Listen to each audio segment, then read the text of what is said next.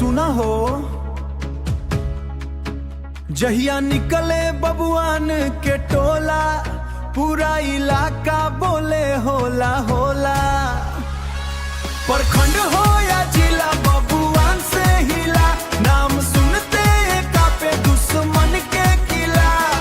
गाड़ी पे झंडा आंख में नशा, गाड़ी पे झंडा आंख में नशा, बबुआन के स्टाइल बा सबसे अलग दिशा।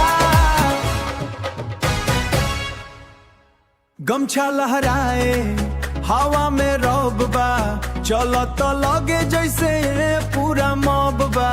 यारी में जान दे दुश्मनी में आग, बबुआन के चर्चे बाहर एक बाग।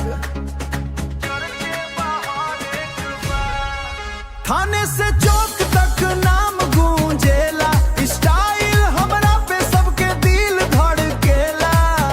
सीना चौड़ा बोली दमदार, देखे बाबूजी हो जाला प्यार।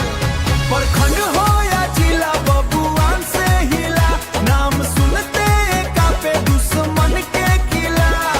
डीजे पे बजे जबरा गाना, पूरा भीड़ बोले बहरे दीवाना, पूरा भीड़ बोले बहरे दीवाना दीवाना।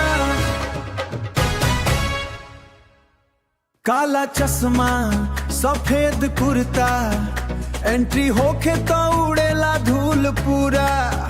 दोस्त खातिर हमेशा तैयार, दिलवा साफ बाकी अंदाज हथियार।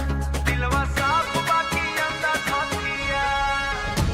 ना डर के जीनी ना झुक के रही, अपना मेहनत से चांद सही। गांव से शहरक चर्चा भारी, बबुआन के टोली सबसे न्यारी। प्रखंड हो या जिला, बबुआन से हिला, हमारा नाम